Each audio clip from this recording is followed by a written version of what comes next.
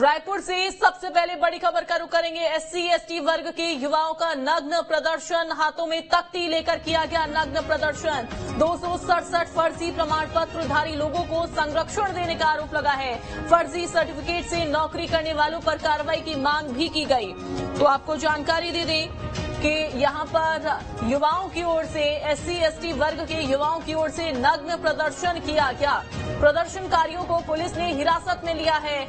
आमा सिवनी से विधानसभा के लिए कर रहे थे कूच। रायपुर में एससी एसटी वर्ग के युवाओं ने नग्न प्रदर्शन किया। हाथों में तख्ती लेकर नग्न प्रदर्शन करते हुए ये जा रहे थे और उसके बाद फिर जब पुलिस को इस बारे में जानकारी लगी तो पुलिस ने युवाओं को हिरासत में ले लिया। दरअसल इन युवाओं ने 267 फर्जी जाति प्रमाण पत्रधारी वालों के लोगों को संरक्षण देने का आरोप लगाया है और अब फर्जी जाति प्रमाण पत्र से नौकरी करने वाले लोगों पर कार्रवाई की मांग कर रहे हैं। तो एससी एसटी वर्ग के युवाओं की ओर से प्रदर्शन किया गया।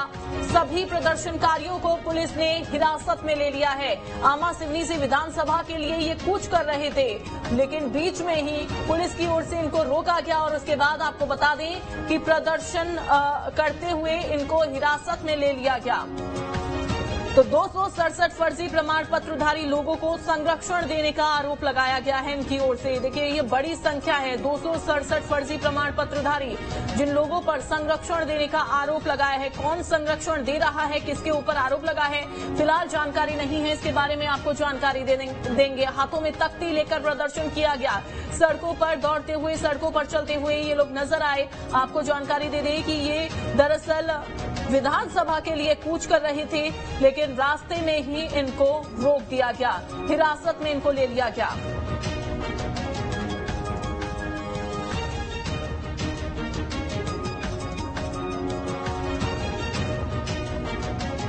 तो सभी प्रदर्शनकारियों को पुलिस ने हिरासत में ले लिया है। इस वक्त की बड़ी खबर आपको बता रहे हैं, क्योंकि आज से छत्तीसगढ़ विधानसभा का मॉनसून सत्र शुरू हो गया है और अब इस दौरान प्रदर्शनों का दौर भी देखने को मिला। दरअसल ये विधानसभा की ओर ही कूच करने के लिए ये जा रहे थे। तो विधानसभा की ओर कूच करने के लिए जा रहे थे, लेकिन उसी दौरान रास्ते में इनको रोक लिया गया, हिरासत में लिया गया।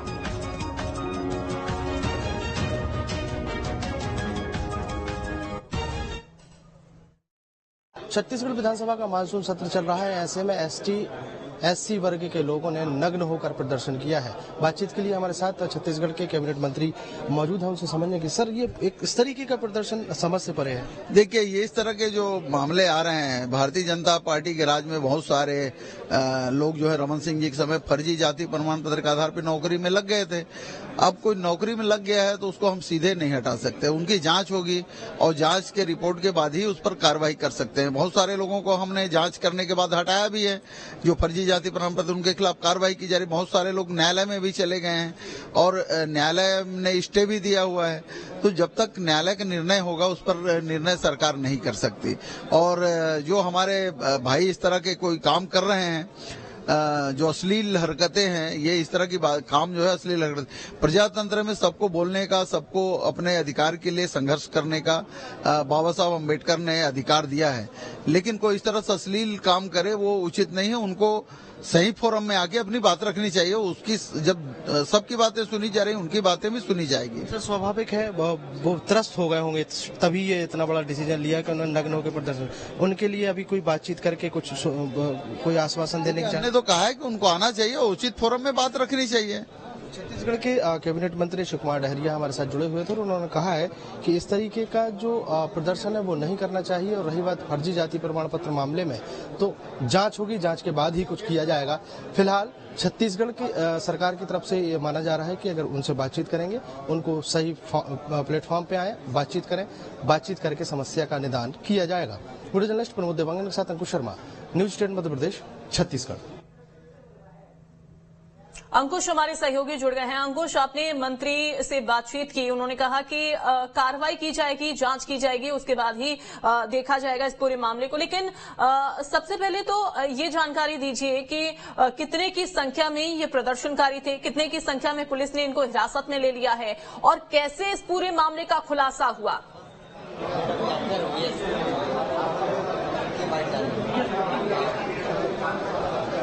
देखिए, ये पहली बार नहीं है जब इस तरीके के आरोप लगे हैं। इसके पहले भी SC/ST वर्ग के लोग जो है लगातार ज्ञापन के माध्यम से और धरना प्रदर्शन के माध्यम से अपनी मांग जो है वो बताते नजर आए हैं और उन्होंने जिस तरीके से आरोप लगाए हैं कि फर्जी जाति प्रमाण पत्र का उपयोग करके कैसे कई सालों से बहुत सारे लोग जो है सरकारी नौकरी में सरकारी नौकरियां कर रहे हैं, काम कर रहे हैं और उसकी शिकायतों के बाद इसके पहले भी कई तरह की कार्रवाइयां हुई हैं। जिस तरीके से मंत्री शिव कुमार डहरिया ने स्वीकार भी किया है कि हमारे पास जब शिकायतें आई हमने जांच कराई और जांच में जब पाया गया कि लोग जो है फर्जी जाति प्रमाण पत्र के आधार पर नौकरी कर रहे हैं तो उनको हटाया भी है।